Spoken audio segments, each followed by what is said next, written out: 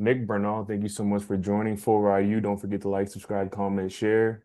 This is where your best ability is availability. And today we're going to talk a little bit about sports performance from someone who's been in the game and is now on the other side as a coach and helping athletes get to the next level. So without further ado, Nick Bernal, thank you so much for joining. And love to hear a little bit more about yourself and what you got going on.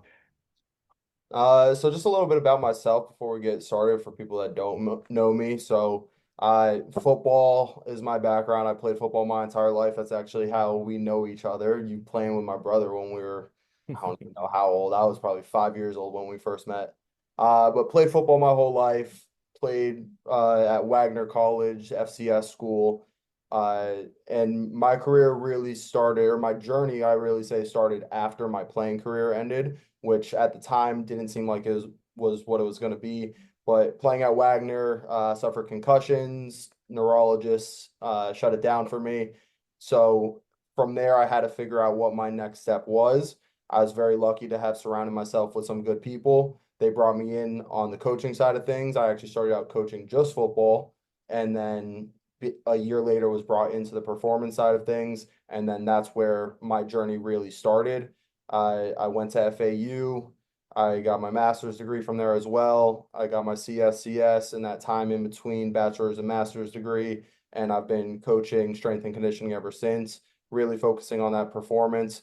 And with athletes across all different sports. So a wide variety of background, male, female, a lot of football, obviously, but basketball, baseball, soccer, track as well.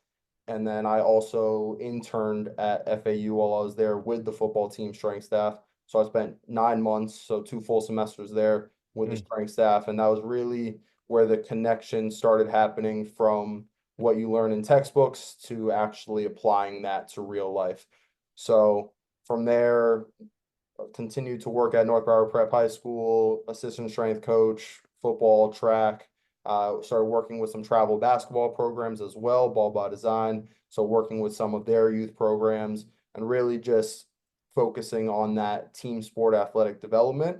And then about 2 years ago now, approaching 2 years, moved out to Tampa, started working in a private facility, empowered strength and movement, but started working out here, private training only in the facility. So a lot of one-on-one, two-on-one. We do some small group, small team type atmospheres as well, but it's really that individualized work, working with athletes, middle school, high school, college, different sports, different backgrounds, but really focusing on that athletic development and taking them from where they are to where they want to be, whether their goals are as simple as I've eighth grader who I was just with right before this, that his goal is to make varsity football. And then I actually just got the update right before. I have a sophomore college tennis player who her team just advanced to the semifinals of Division II.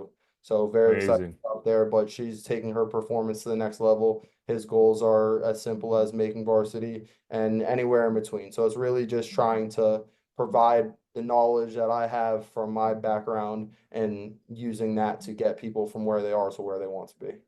Man, so that's an impressive background. So first, not only do you have experience at the high school athletic level, the collegiate athletic level, but you've also seen the coaching side of both of those levels, which honestly is very rare. I think there's much to say about a coach who has playing experience just because you just know what the guys are going through.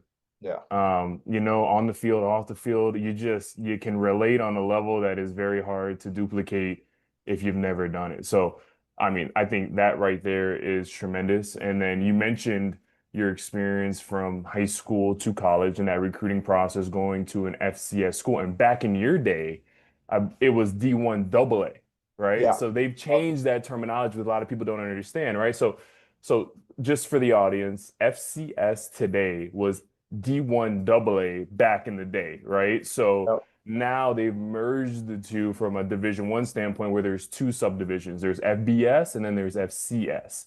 So Nick, talk to us a little bit about your recruiting journey, right? Like what was that like? And of course, this NCAA recruiting paradigm has completely shifted.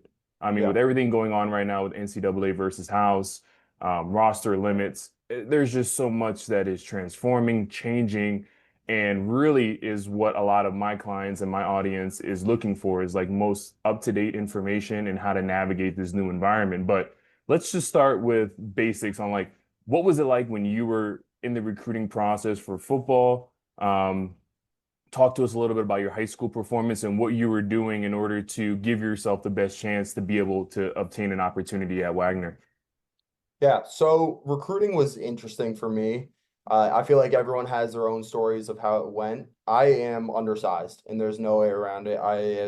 Am 5'10" in cleats, so we'll call it 5'10". Um, and by the end of my high school, my first weigh-in in college, I was at 187 pounds, but I was 120 pounds soaking wet going into high school. So I was always an undersized kid, and had to work my way up to get there. Football was always, so I was always in that smaller category, but I was always able to outperform that. So I was one of three freshmen to make varsity. I started at, of all positions, defensive end my sophomore year because of team need, and I just stepped up Hmm. to practice on scout team because I was playing outside linebacker. I said, all right, put me in D end. Went against our starting tackle a couple times, instantly preseason game. Actually, we were playing against you guys in that preseason game, and We were. I'm playing D end. And yeah, I just ended up starting my sophomore season at D end, and then wasn't really anything. Stetson was the first school that really started reaching out to me, which is again on that FCS level. Hmm. Uh, and that was my sophomore year, where when I was young, able to get that look came from camps. So for me, my sophomore summer going into junior year, I went to a bunch of the FCS level or some of the bigger camps that I knew would have hosting the FCS level coaches, uh, Hmm. and get in front of them, and then sharing my film from sophomore year because I was able to get varsity film as a sophomore, and then showing up to that camp and then playing in my position, which I played safety and running back, were my main position. Hmm. Up playing safety in college. I also had a couple FCS offers at running back, so that's why I still say both. Um, so I started there. Then junior year, I went back to, I played everywhere on defense, but mostly outside backer, a little bit of safety, which made it more difficult for me to get recruited because I was getting recruited as a safety because at a 5'9", 180 pounds, you're not playing linebacker in college. Yeah. So there was definitely some pushback from coaches there. But my junior film, I was able to put up a really good film, probably even better than my senior year film, if we're being honest. Really good film junior year. And then having the grades to go along with that, I wasn't a genius by any standard, but the only school that saw my GPA and my test scores that got said they couldn't take me was Dartmouth. Dartmouth Hmm. loved me as a person, loved me as a player, but just said straight up, hey, wish we could And make. that's Ivy League, right? So they're gonna have much stricter requirements than other schools. Yeah, so having the GPA to go along with the film definitely kept my opportunities open. And then I went on unofficial visits to FAU and Middle Tennessee State. So some slight looks at the FBS level, but never anything real. I knew it Yeah. long shot. That was always my dream, so that's what I was always pushing for. Um, and then down the line, Division 3, especially having again going back to that GPA to fall on, there Hmm. was Division 3 schools. I had my choice. Of anywhere I wanted to go. Like Mount Union is the one powerhouse. Hmm. I would have had a couple rings on my fingers if I ended up choosing to go there. But from there down, I had the choice of where I wanted to go from Division 3 standpoint. And it was around 10 to 12 total offers at the FCS level for me. Um, Hmm. and it was really that junior year film. Again, that junior going into senior summer, went to Mm. a couple of those camps. And then my spring game is when I got my first three official offers. Spring game, junior going into senior year. I got Marist for running back, and then Stetson and what was the third?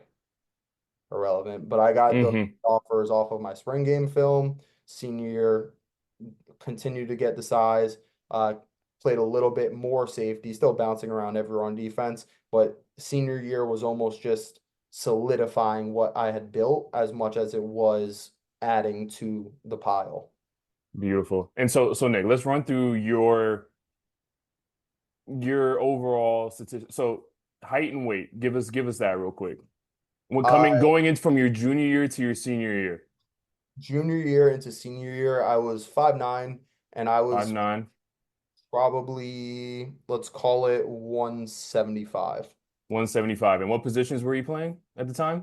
Going from your Uh, junior year, let's see what you were playing, and then in senior year, you probably played some similar roles, but what were you playing overall on the field? on the field, I would say more so outside linebacker or Okay. overhang safety. And junior year, I played fullback. So you were playing both ways in high school. Yeah, I started both ways. Beautiful. Any special teams? Every special teams, Every punter, special team. or long snap, wherever. Man, special teams is that's the Yes. key, guys. All right. So here we go. So we're in junior year, 5'9", 175 pounds. You're playing linebacker, fullback, in all four special teams. Now, getting on the field didn't seem like an issue for you, right? Which is huge, right? Because look, we tell this all the time, Nick. The eye in the sky don't lie. Coach On Klein, Nick Bernal, anybody that comes to you and says that they can get you a scholarship without you putting film on tape, it ain't happening. At the end of the day, as the athlete, you are the mayonnaise and the bologna sandwich. You got to go out there and you got to make something happen. You got to put somebody on tape, whether it's at a camp or in the regular season for your high school team. Somebody's got to go on your highlight tape. And I tell my players all the time that approach is critical. Anytime you're going to a camp, a 7-on-7, you're stepping onto your high school game, you need to say, all right, I need at least 2 highlight plays to come out of this event that I can add to my highlight tape to help my marketing to get attention from schools, right? So it seems like Nick Bernal already had that on par with regards to getting on the field. So you were able to accumulate film, and then you were able to use that film to market yourself and get attention from FCS schools, which ain't no slack. I mean, FCS is an incredible opportunity. That's good yeah, football. A lot of FCS schools can compete with FBS schools. It's just that they're not on the schedule. So the goal that we look at here at Full Ride U is 100% financing. So we're chasing the scholarship to avoid any type of student loan debt. So we're leveraging the game of football as a funding mechanism to be able to pay for our education and graduate debt free.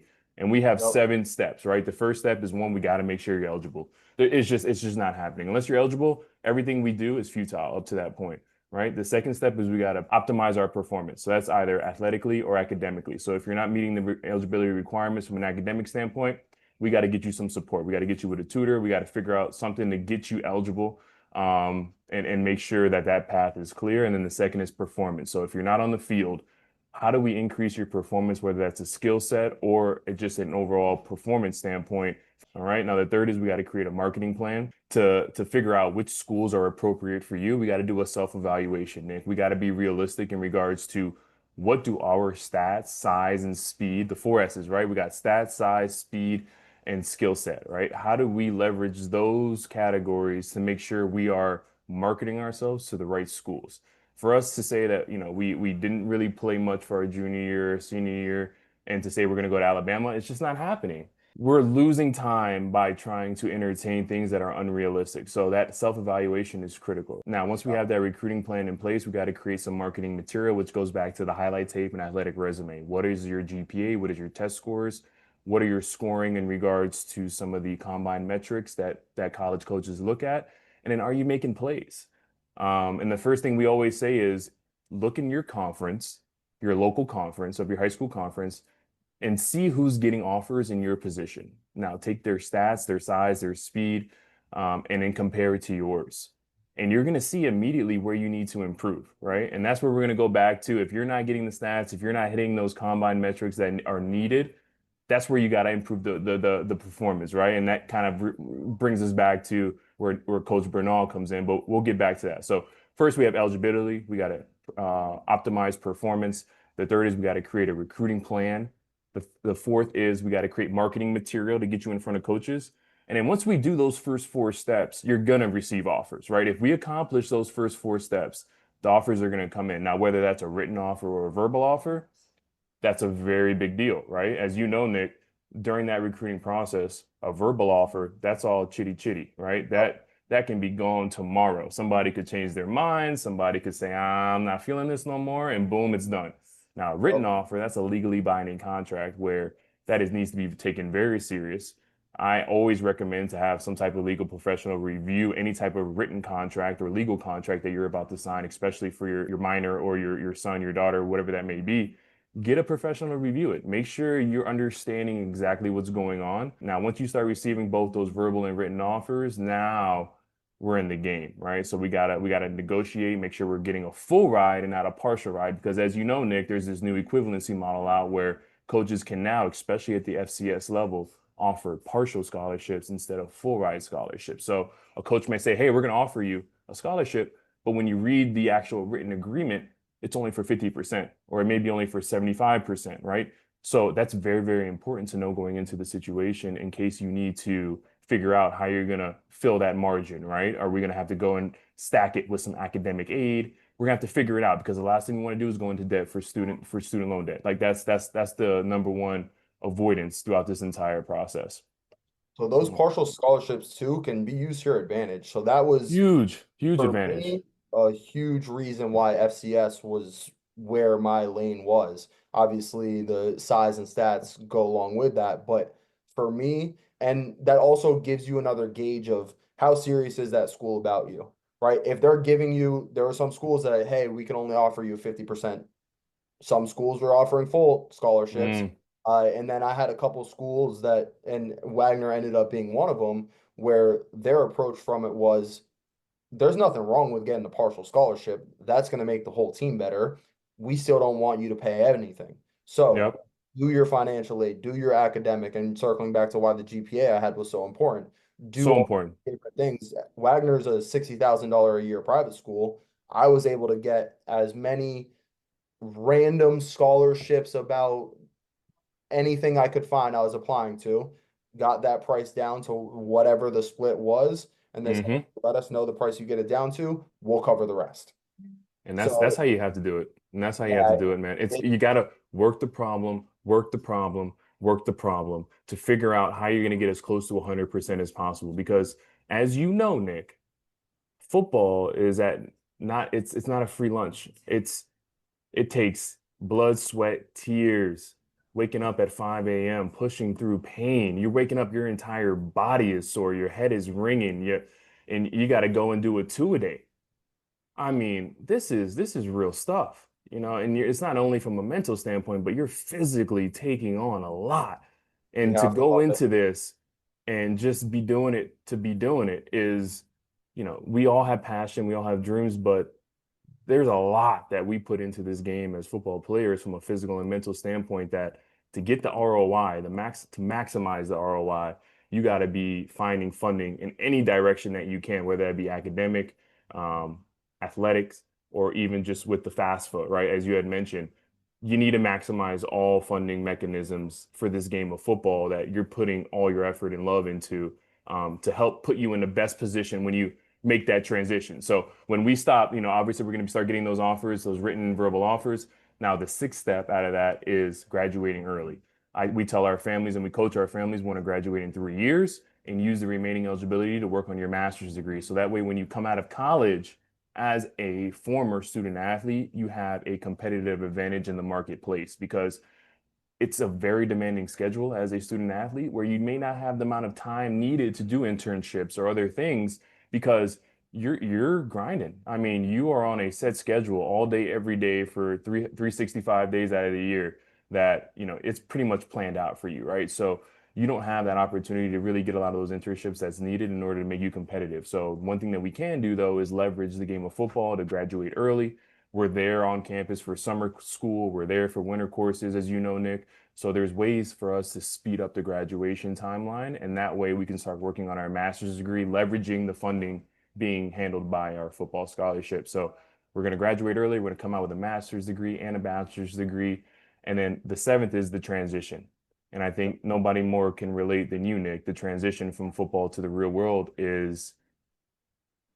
it is absolutely transformative in the sense that from your identity that you have formed all your life, right? And I only played football my senior year of high school, right? Versus someone like yourself or others who have played for all of their childhood, middle school, high school.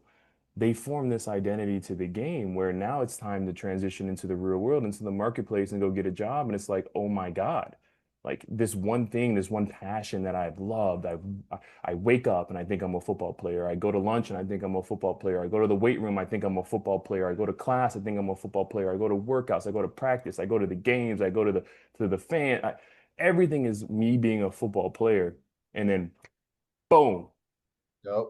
no more. It's as closer to a divorce as I think can be compared to, right? Something that you love, your every day is ingrained in, and your future, your vision is football. And then boom, one day it's done. And that's really the 7-step process that we try to implement with Full Ride University, all the way from just making sure you're eligible to go play in college to transitioning out into the marketplace and leveraging those skills that you've developed as a student athlete over the years. So what I want to do now is let's go back to that second step, which is performance optimization. So, Nick, knowing what you know now, right? You are a certified trainer, strength and conditioning coach. Talk a little bit about those credentials that you've obtained within your education. But if you had to go back and talk to junior year Nick, knowing what you know now as a performance coach, what are some things that you would tell Nick to do as a junior to start preparing themselves to one, get those highlight tape plays on point and put yourself in a better position to get on the field, but then also obtain attention from collegiate staff?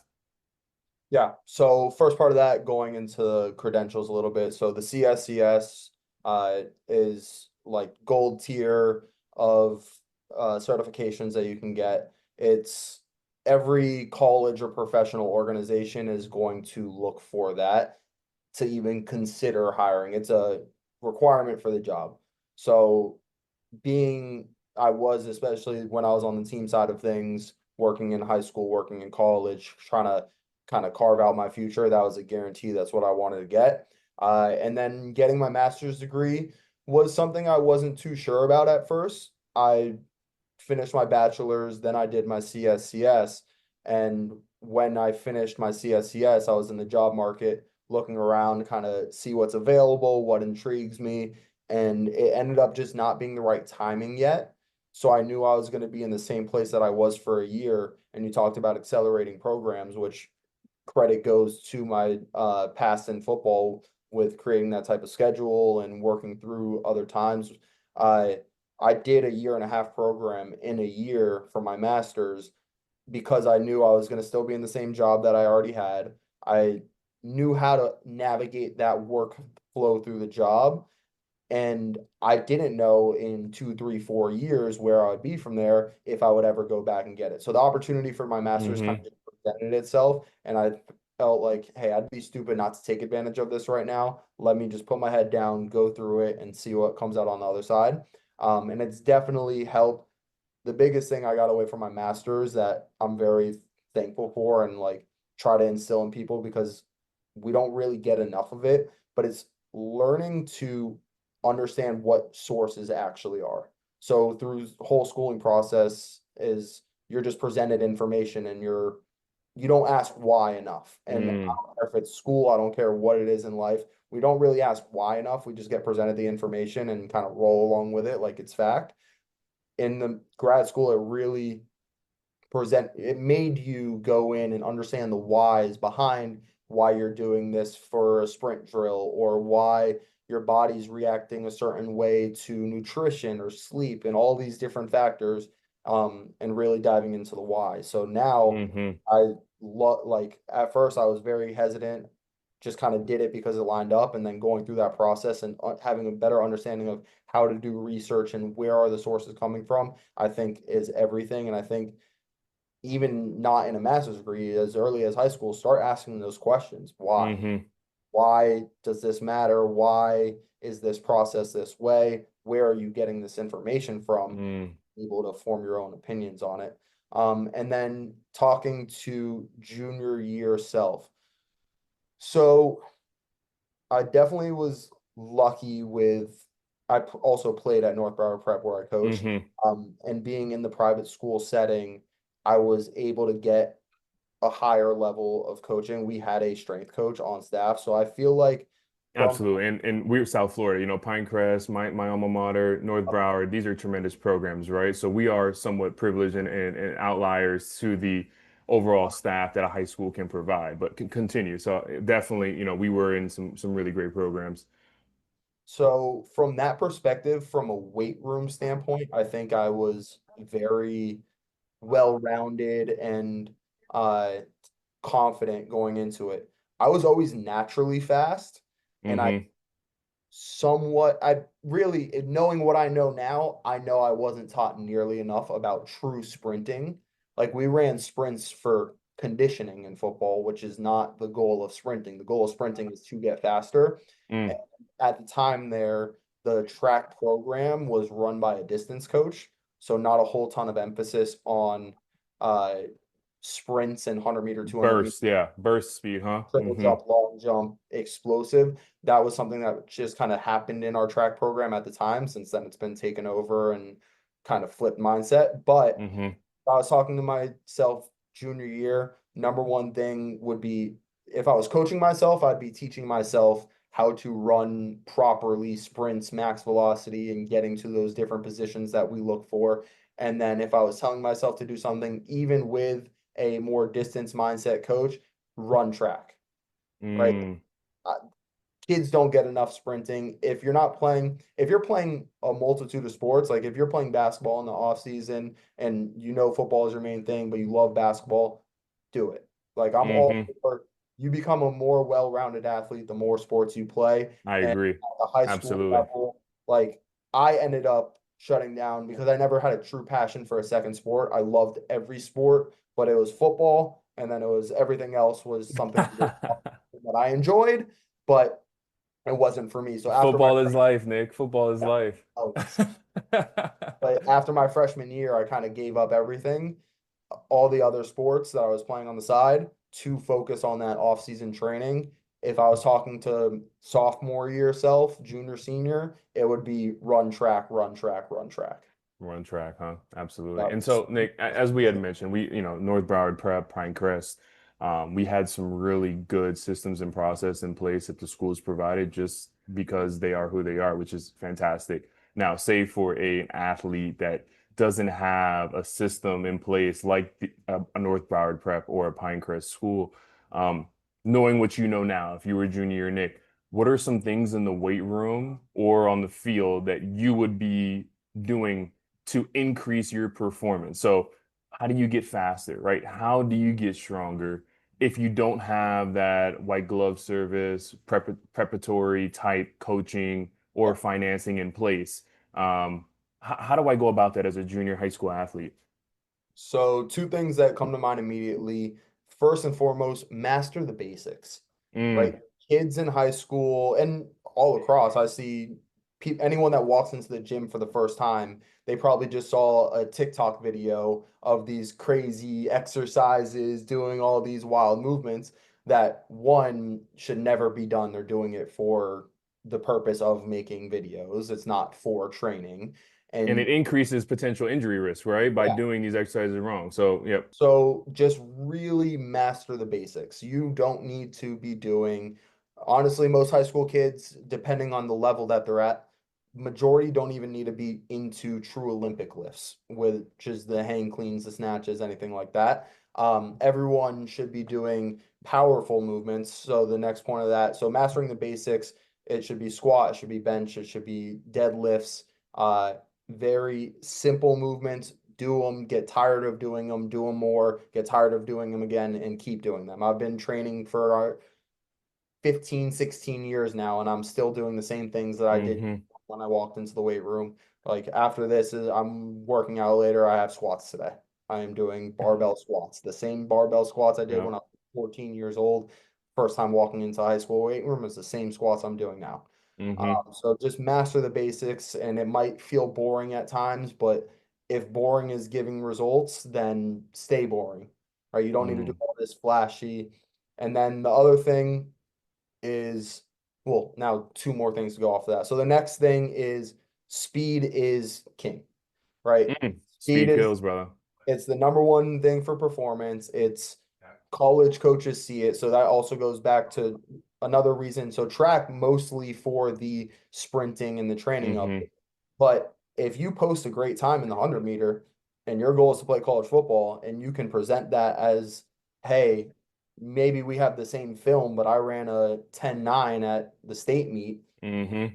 you're separating yourself from someone who either never ran track or ran an 11.5, right? You might So look I just at heard a major key alert for the audience, right? The fact that if you are a dual sport in high school and one of those sports is track, leverage those metrics that you are hitting in track as a recruiting tool for football coaches because they understand that that speed can translate over onto the field. If you're putting good numbers up in the 100 or the 200, they're like, "Hey, we can put this guy on some special teams here and let him run down the field at 18, 19 miles per hour and knock somebody's bell loose. You know what I mean? So that's a great point, and I appreciate you bringing that up, Nick. The versatility with among sports, and then leveraging those stats in track to highlight themselves as a potential football player, selling the potential.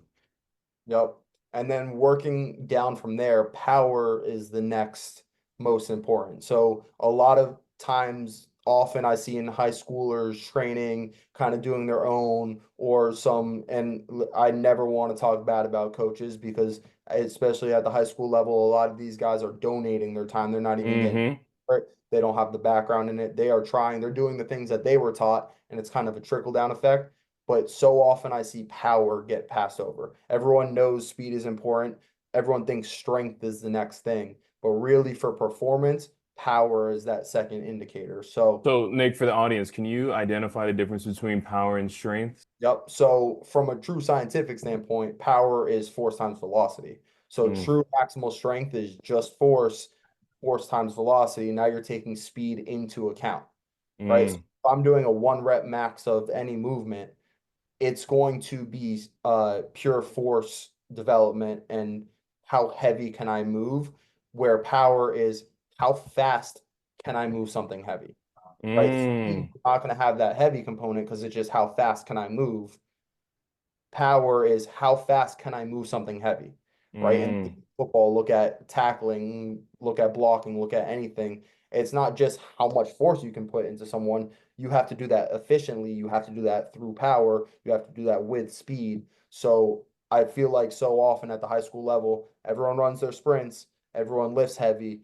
So many people miss that power portion. And it mm, goes back to the Olympic lifts, you don't necessarily, especially if you're not getting coached in how to properly do it, it's more dangerous than it is beneficial. But mm-hmm. any sort of plyometric, so jumps, doing a million jumps. I love using medicine balls. You can do slams and throws and rotational, right? Not everything is in a solid line. Like with bench press, you're only moving the weight in one direction. You're not hardly ever moving in one direction in sport.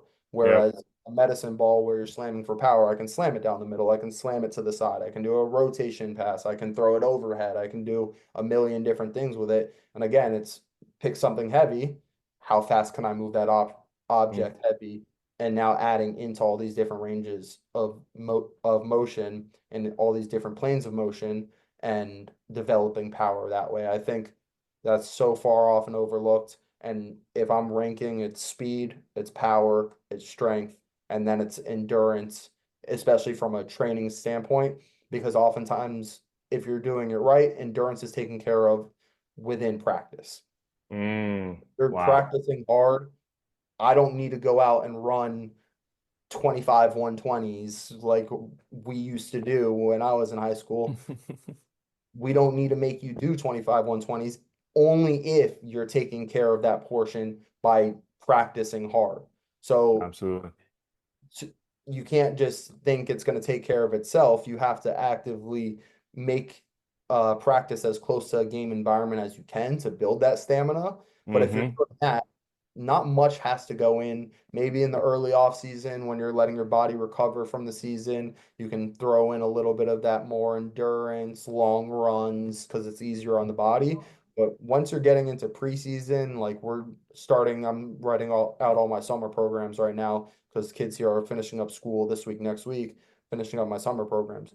We're not doing any long distance endurance. Maybe it'll blend into and feel like it, but Mm-hmm. that stuff's going to be taken care of in the summer. That's going to be within the framework of practice if you're pushing yourself to those points.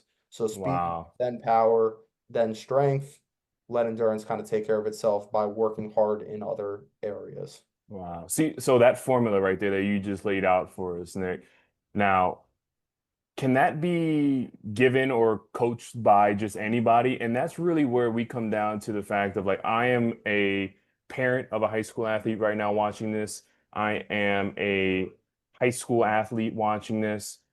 And okay, we understand we got to go out and optimize our performance. Coach Nick says speed, strength, power. Um, how do I find someone, right? Like how do I find someone that not only is a fitness coach, but understands the formula that you just rolled out for us to get myself or my child to the next level, right? Can you go to the local YMCA and hire the fitness trainer there? Can you go to the local LA Fitness and hire someone? Like, what is the difference between going to one of those trainers at a chain, a national brand like LA Fitness, a YMCA, Planet Fitness, or going to a highly specialized sports performance center that works with athletes and knows the formula that you just laid out to help them achieve their goals? What's the difference? So how do I find someone like a Nick Bernal if I'm not in Tampa? Like, how do I go about vetting an individual who can up my game? So I think finding the credentials is number one, right? Everybody that I know that has their CSCS has it proudly stamped next to their Mm, name. If you're finding them on Instagram or online, whatever, CSCS, Masters, all those things, you're going to present them if you have them because it is a process to get them, and it is something that separates you from that not generic, but the general population level of coaching. Where don't get me wrong, they could help you in some general ways, but it's never going to be the same as the word you use specific, right? It's yeah, got and for the audience, CSCS stands for Certified Strength and Conditioning Specialist, correct, Nick? yep. Got it, got it. All right. So looking for those credentials and then using your resources. Uh, your high school coaches should have an idea of who is in the area. Like I know on my end, a big thing since I've moved to Tampa, and especially now that I'm approaching year two or starting year three, finishing year two, is creating this relationship with the coaches in the area so they understand and trust that I know what I'm doing and taking that next step. A good high school coach is going to have those relationships with people in the area that are going to be resources. So talk to your coaches, uh, talk to players that have done it before you. So Mm, references is huge for me, but if you have a kid who was a senior when you were a freshman and they accomplished the goals that you want to accomplish, hit them up. You guys were teammates. You guys know each other enough. You probably weren't the closest in the world. You might have been on JV when they were on varsity, but hit them up. Hey, mm-hmm. who did you work with? Did you like who you worked with? Because that's not always a guarantee. Some people just have God-given abilities and don't need to do all the extra work. But if you're at all within the fringe or even below the fringe at 5'9", you have to put in that extra work that's going to separate Have you to. and prepare you. So another big thing too is, yeah, you need to maximize performance now, but if even for those now top tier guys that might think, oh, I don't need that extra performance because I'm already performing at the top level. Yeah, you might be performing top level at high school. When you, Now, but when yeah, you when get to you that, walk yes. into that college setting, you are one. back to a freshman. So you're the lowest level of who's already there, and all the other Oh, next to you are all performing at that same level right now. So how are but you one but step Coach behind? Bernal, I'm all county. Yeah, I'm gonna show up and it's I just show up and it happens. Nah, it don't until happen it like doesn't. that no more when you get to that next level, huh, Nick? Yep. Some people get that. Everybody's moving fast. Yep. And South Florida kids get it easier because I will say that's the one thing that like my whole life I heard, oh, that next step is so much faster, so much faster, so much faster. When I got there, and for me it was so much bigger, Hmm. but faster I felt comfortable with. Like, but again, that's what I dedicated my work Yeah. to. I knew how I needed to separate myself. I was a consistent 4.6 guy in high school. Like Hmm. that speed step up, if you're not ready for it, is it gets a lot of people. So it And it's everybody just the years, right? Like you said, you're going in as a freshman. These 18. players have been in that system for 2, 3, 4, some even 5 years, right? Of That lifting eight on a nowadays. college. Go ahead. Yep. It's just don't look at it as a negative as a player, right? Like coming in as a true freshman and being able to play as a true freshman you are an outlier. That isn't an exception. You are a superior talent because you're physically not gonna be on the same level as a senior. Like it's just time. It's just compound interest in that weight room on the practicing against other D1 caliber players. You have game experience. So start as a true freshman is a phenomenon, right? Now you mentioned a lot. Now you were 5'9", 175 pounds, but let's go back to my situation as well. And I consider us both underdogs, right? Me not having that football experience and transitioning to football my senior year of high school because I was a basketball player, I had no options, right? So I had to figure it out. And what I think with my lack of experience, you being 5'9", 175, you create an underdog identity, right? Where I want to tell a lot of players out there and a lot of families and parents especially is that can end up being your greatest strength, right? Because it teaches you how to grind. It teaches you how to pay attention to detail and how to embrace things that are uncomfortable and not only uncomfortable but painful, right? Um, that's what football is, right? And it rewards those who put in that extra work, who study their playbook, who find the little edges that they can get themselves to be put in front of the right people and get an opportunity. So as you did as a 5'9", 175-pound linebacker slash fullback, you figured it out, man. You're like, I got to be on all four special teams. I got to increase my strength. I got to increase my speed to be able to give me a chance. And players, parents, if you're out there and you're dealing with a similar circumstance, whether you don't have the experience, you're not playing, you don't have the size or the speed, take these as an advantage and learn how to work with an individual like a Nick Bernal or myself to increase those categories to give you the best chance. Because the best thing that I think I did as a high schooler, Nick, was hire a performance coach and pay for them to get me ready. You got to Yep. pay in this environment. You got to pay someone that knows more than you and has more expertise. And that's what they call a specialist, right? They're going to know how to get you ready. They're going to know exactly what to do with you to get you in the best position as possible.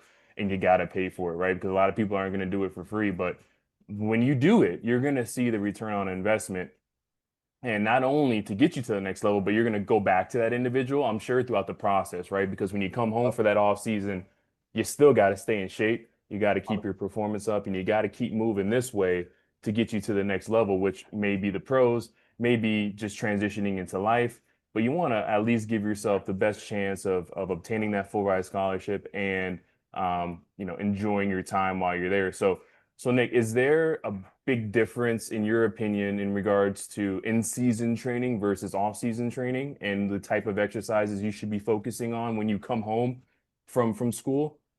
So type of training really shouldn't vary that much. A big mistake I see all the time, especially high school athletes, college athletes, when you're in season, you're there, so you don't have a Mm-hmm. choice, and the staffs know what they're doing. But people completely stop working out in season, I see, or are doing the Mm. bare minimum, like the goal from a strength coach in season is for you to maintain what you got in the off season. So we're Mm, not trying to progress and get stronger in season or faster in season. I want you to be able to run the same 21 miles per hour that you hit in the preseason. I want you to be able to hit that same 21 miles per hour in week 10. mm. That's my goal is maintenance and maintain as much as you Maintenance. can. It's huge. It's huge. So, And we say this all the time, Nick, your best ability is availability. yep, And if you're not running the same speed in the beginning of the season, that's showtime. That's just when we're getting to championships. We're trying to win and we're trying to progress to the next playoff game, right? So it's if you're not running the same speed, the team is not going to perform the same, and you are either going to get knocked out or you're going to get injured.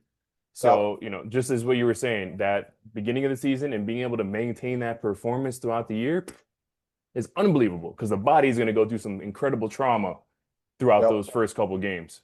And the way you do that is you're still doing the same types of exercises, the exact same program. And then where you step back is you step back in your volume. So you're doing less sets, less reps. You're keeping it just as explosive, just as heavy. It's still a high intensity workout, but it's Mm, just a lower volume workout. So now maybe you're taking one set off of if everything your base was 4x8, maybe you're doing 3x8 now in season or even hmm 3x6, but you're doing all the same movements or keeping all the same explosive, all the heavy weights, lowering the volume. So you're keeping that soreness out of you, keeping yourself fresh and ready to perform. And then you'll shift days a week too, right? You want to give hmm yourself the time to recover before. So from a high school football standpoint, Friday night lights, you're playing every Friday.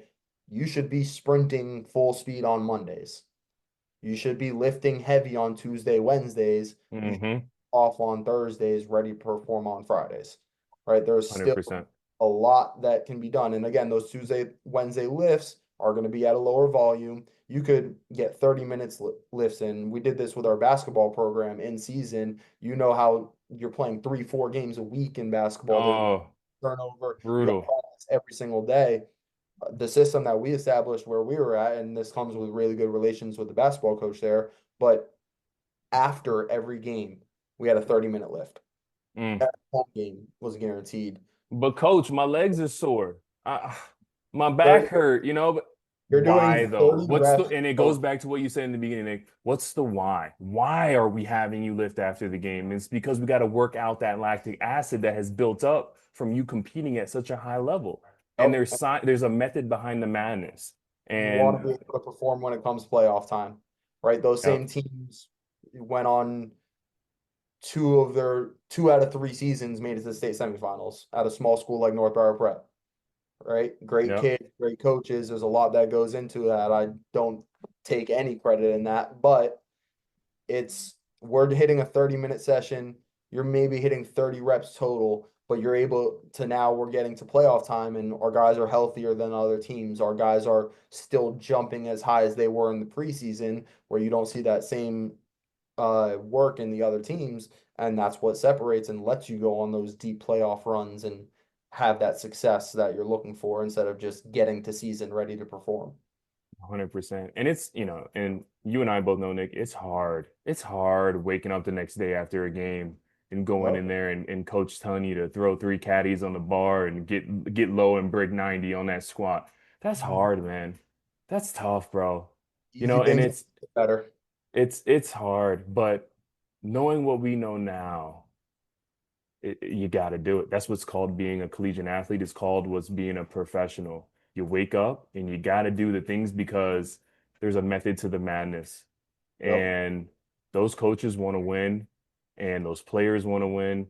And funny enough, I would say the overall package that you get as a collegiate athlete on a full ride with the training staff, the conditioning and strength staff, I mean, if we had to put a premium on that in the real world, at minimum, I mean, it's got to be at least $2,000, $3,000 a month to get that level of Ah, highly specialized training every day throughout the yeah. year. I mean, if we had to just compare, I mean, at minimum, I gotta say, Nate, 2 to 3 grand at least per month to get that level of coaching and strength and conditioning training. It's phenomenal, right? But we don't look at it like that when you're in it because it's hard. It's Yeah. hard waking up at 5 a.m. for breakfast check. You got your workout at 6, then you got to go to class all day. You got to come back at 4 p.m. for practice. And Hmm. then God forbid we go out there and we don't do what we need to do as a team. The first 4 sessions, coach tells you to start the practice over. And then you got to Oh, wake up and do it again at 5 a.m. again next week. And then you got an SEC team coming up on Saturday. That's hard. It's very hard. But this is what being a collegiate athlete is, right? And by high school athletes getting involved early, understanding the why, doing that early work to get them ready to embrace those workouts that they're going to get as a freshman will give not them just that physically, competitive but mentally advantage. as well.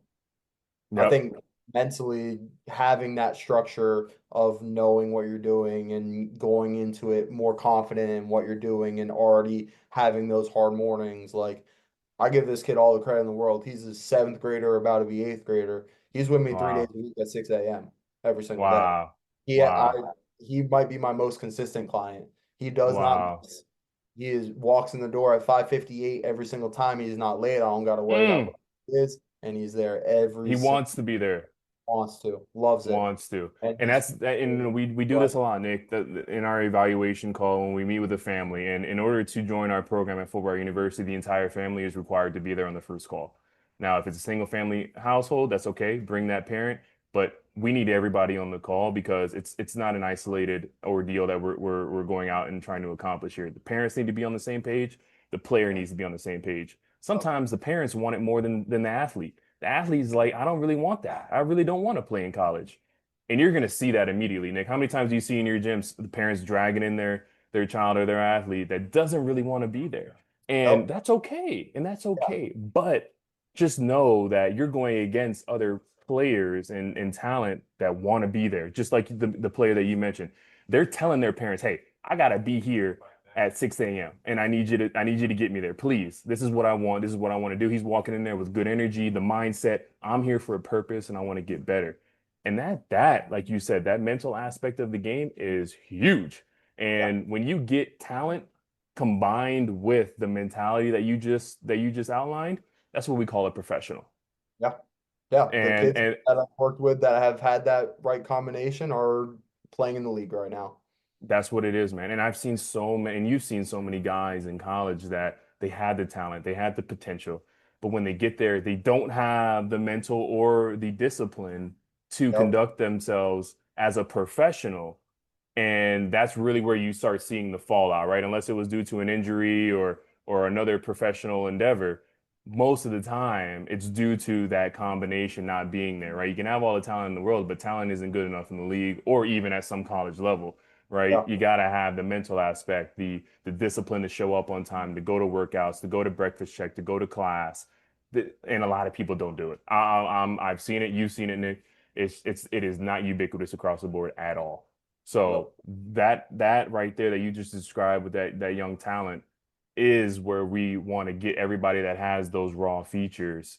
And you combine those two, you're going to be in such a great position that you're going to be receiving those offers. And now it's just a matter of picking the best school for you based on Yep. availability, coaching, roster size, all those intangibles that we have to break down eventually before we sign any type of contract. But to have the talent and then to be able to combine it with that mental aspect, that's a professional, that's a D1 athlete. Yep. All right. So Nick, before we close out here, I know we're running close on time. How can people find you if they are in the Tampa Bay area or if would like to book a consultation virtually just to get a better understanding of what they need to do? And I'll do a self plug here as well. If you are outside of the state of Florida and are looking for a performance coach just like Nick, you can reach out to me 954-833-1554 or direct message me on all social media. But Nick, where can people find you if they are in the Tampa Bay area or would like to book a virtual performance call with you to help get their kids to the level needed in order to get attraction from college coaches? Easiest way to hit me up is on Instagram, coach.bernal, Bernal. You can find me on Instagram. You can also find us on our website to if you want to just go straight through to booking consultations, always free consultation. So first time in the door is not going to cost you anything. We can sit down, have a conversation, identify your goals, identify some movement things that where I feel we need to get you to your goals, but our website is Empowered Strength and Movement. So if you just give that a Google search, we're down in South Tampa, off of Gandy. So plenty of athletes in the area I know around here, plenty of people that want to separate themselves from their competition. So find either me on Instagram and I'll get you set up, or if you want to go straight through the website, that's the easiest way to get to me.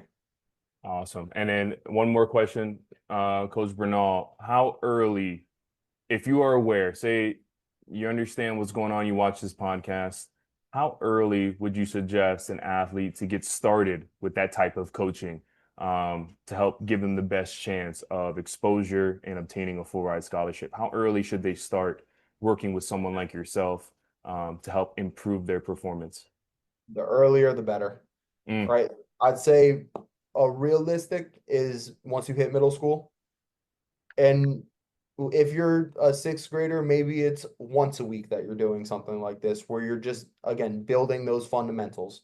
mm, Really early on, you can do three movements with a strength coach and learn those three movements, how to do them perfect, not a you don't even need weight yet, just how to move your body properly. In before that, yes, you can, and there's some things you can do even younger than that, but play sports. I don't like there's so much opportunity. You learn how to move your body when you're in the driveway playing pickup basketball and all 5'9" of me runs into all of you in the driveway. I'm gonna learn how to flex my body. And sure we were doing that when I was 6, 7 years old, just being kids and playing, and yep. then start to slowly add more and more the more you get into it. So sixth grade introduced to it, seventh, eighth grade, maybe you're 2, 3 times a week to start really getting that well-rounded training. And by the time you hit high school, in season, maybe 2 times a week. And then if you're really serious about your business, it should be 4 to 5 days a week that you are dedicated training, right? If you're at that level, you're going to do all the football things, right? You're going to go run routes with your quarterback. You're going to go take snaps, doing all these different things. You're going to hit up your position coaches for all this extra work. That comes easy and naturally to people because that's playing the sport. 4 times a week, I would say, is the minimum if you really, really want to reach your goals that you should be dedicating to strength days. And you can do that other stuff with it still. I'm not saying take Mm-hmm. the other stuff. I'm saying add to it and separate. Add to it. Yep. Absolutely. All right. Well, for Ryu, thank you so much for watching. Don't forget to like, subscribe, comment, share. Coach Bernal, thank you for joining, and we'll talk soon. Appreciate All it. right. Yep.